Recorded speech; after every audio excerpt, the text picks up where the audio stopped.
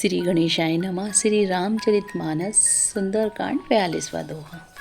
जिन पायन के पादुकनि भरतु रहे मन लाए, ते पद आज विलो कहूँ इन्हें नयन ही अब जाए। जिन चरणों की पादुकाओं में भरत जी ने अपना मन लगा रखा है, आज मैं उन्हीं चरणों को अभी जाकर इन नेत्रों से देखूंगा। एहि विधि करत सप्रेम विचारा, आयहु सप्त सिंधु एहि पारा। कपिन विभूषण आवत देखा, जाना को रिपुदूत विशेषा। इस प्रकार प्रेम सहित विचार करते हुए वे शीघ्र ही समुद्र के इस पार, जिधर श्री रामचंद्र जी की सेना थी, आ गए। बानरों ने विभीषण को आते देखा तो उन्होंने जाना कि शत्रु का कोई खास दूत है। ताहि राखी कपीस पहि आए, समाचार सब ताहि सुनाए। कह सुग्रीव सुनहु रघुराई, आवा मिलन दसानन भाई। उन्होंने पहरे पर ठहराकर वे सुग्रीव के पास आए और उनको सब समाचार कह सुनाया। सुग्रीव ने श्री राम जी के पास जाकर कहा, हे रघुनाथ जी सुनिए, रावण का भाई आपसे मिलने आया है। कह प्रभु सखा बूझिए काहा, कहे कपीस सुनहु नर नाहा।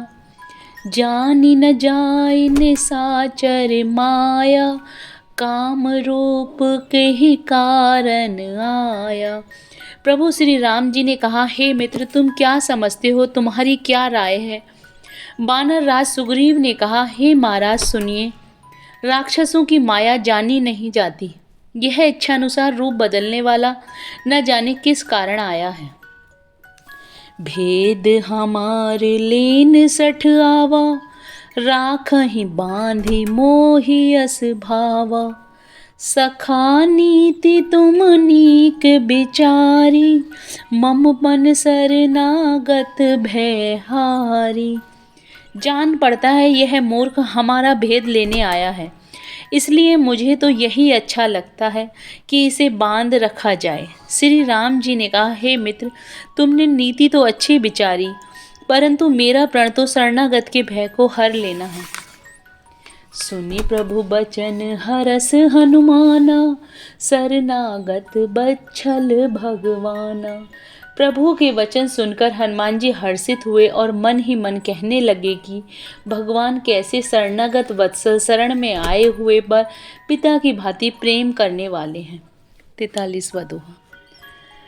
शरणागत कहूँ जे तजई, निज अनहित अनुमानी। तीनर पावर पाप में, तिनहि विलोकत हानि। श्री राम जी फिर बोले, जो मनुष्य अपने अहित का अनुमान करके शरण में आए हुए का त्याग कर देते हैं, वे क्षुद्र हैं, पाप में हैं, उन्हें देखने में भी हानि है। कोटि विप्र बदलागहि जाहु, आए शरण तजहु नहीं ताहु। सन्मुख सो होई जीव मोहि जबहि, जन्म कोटि अगनासहि तबहि। जिसे करोड़ों ब्राह्मणों की हत्या लगी हो, शरण में आने पर मैं उसे भी नहीं त्यागता। जीव ज्यों ही मेरे सम्मुख होता है, त्यों ही उसके करोड़ों जन्मों के पाप नष्ट हो जाते हैं। पापवंत कर सहज सुभाव, भजन मोर तेहि भाव न काऊ। जो पे दुष्ट हृदय सोई होय, मोरे सन्मुख आव की सोय। पापी का यह सहज स्वभाव होता है कि मेरा भजन उसे कभी नहीं सुहाता। यदि वह रावण का भाई निश्चय ही दुष्ट हृदय का होता तो क्या वह मेरे सम्मुख आ सकता था। निर्मल मन जन जो सो मोहि पावा, मोहि कपट छल छिद्र न भावा। भेद लीन पठवा दस सीसा, तबहु न कछु भय हानि कपीसा। जो मनुष्य निर्मल मन का होता है वही मुझे पाता है। मुझे कपट और छल छिद्र नहीं सुहाते। यदि उसे रावण ने भेद लेने को भेजा है, तब भी हे सुग्रीव, अपने को कुछ भी भय या हानि नहीं है। जग महु सखान निसाचर जेते, लक्ष्मण हनहि निमिष महु तेते। जो सभीत आबासर नाई, राखहु ताहि प्राण की नाई।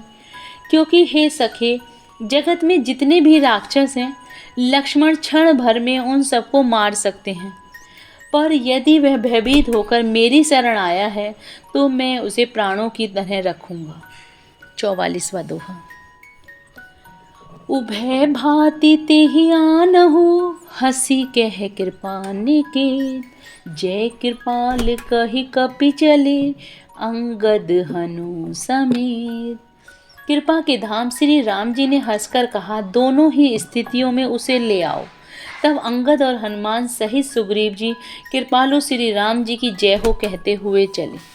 सादर ते ही आगे करी बानर, चले जहाँ रघुपति करुणा कर। दूर ही ते देखे दो भ्राता, नैनानंद दान के दाता। विभीषण को आदर सहित आगे करके बानर फिर वहाँ चले जहाँ करुणा की खान श्री रघुनाथ जी थे। नेत्रों का आनंद का दान देने वाले अत्यंत सुखद दोनों भाइयों को विभीषण जी ने दूर से ही देखा। बहुरी राम छवि धाम विलोकी, रहऊं ठकटुकी एकटक पल रोकी। भुज प्रबल कंजारुन लोचन, श्यामल गात प्रणत भय मोचन। फिर शोभा के धाम श्री राम जी को देखकर वे पलक रोककर ठिठक कर एकटक देखते ही रह गए। भगवान की विशाल भुजाएं हैं, लाल कमल के समान नेत्र हैं और शरणागत के भय का नाश करने वाला सांवला शरीर है।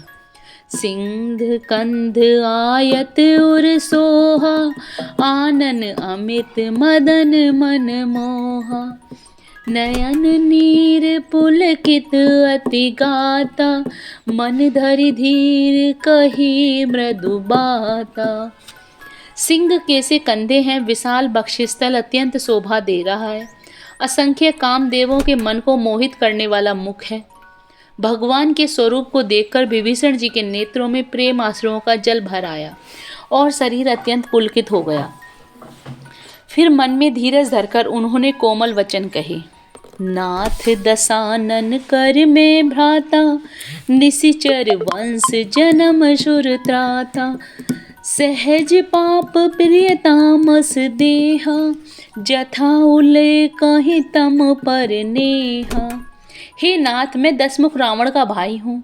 हे देवताओं के रक्षक, मेरा जन्म राक्षस कुल में हुआ है। मेरा तामसी शरीर है, स्वभाव से ही मुझे पाप प्रिय है, जैसे उल्लू को अंधकार पर सहज स्नेह होता है।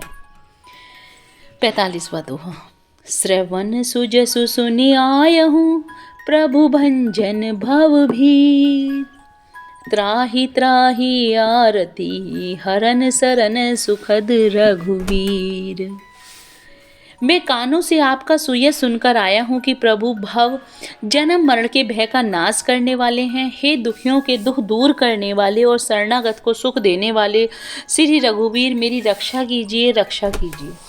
अस कहि करत दंडवत देखा, तुरत उठे प्रभु हरस विशेषा। दीन वचन सुनि प्रभु मन भावा, भुज विशाल गही हृदय लगावा। प्रभु ने उन्हें ऐसा कहकर दंडवत करते देखा तो वे अत्यंत हर्षित होकर तुरंत उठे। विभीषण जी के दीन वचन सुनने पर प्रभु के मन को बहुत ही भाए। उन्होंने अपनी विशाल भुजाओं से पकड़कर उनको हृदय से लगा लिया। अनुज सहित मिली ठिग बैठारी, बोले वचन भगत भयहारी। कहु लंकेश सहित परिवारा, कुशल कुठार बास तुम्हारा। छोटे भाई लक्ष्मण जी सहित गले मिलकर उनको अपने पास बैठाकर श्री राम जी भक्तों के भय को हरने वाले वचन बोले। हे लंकेश, परिवार सहित अपनी कुशल कहो, तुम्हारा निवास बुरी जगह पर है। खल मंडली बसहु दिनु राति, सखा धर्म निभाहि कही भांति। मैं जानहु तुम्हारी सब रीति, अति ने निपुण न भाव अनीति। दिन रात दुष्टों की मंडली में बसते हो, ऐसी दशा में हे सखे तुम्हारा धर्म किस प्रकार निभता है मैं तुम्हारी सब रीति जानता हूँ। तुम अत्यंत नीति निपुण हो, तुम्हें अनीति नहीं सुहाती। बारु भल बास नरक करताता, दुष्ट संग जनि देहि विधाता। अब पद देखि कुशल रघुराया, जो तुम कीन जानि जन दाया। हे तात, नरक में रहना वह अच्छा है, परंतु विधाता दुष्ट का संग ना दे। हे रघुनाथ जी, अब आपके चरणों का सुंदर कर कुशल से है, जो आपने आपका सेवक जानकर मुझ पर दया की है। जय Shri Ram. Please like and subscribe the channel.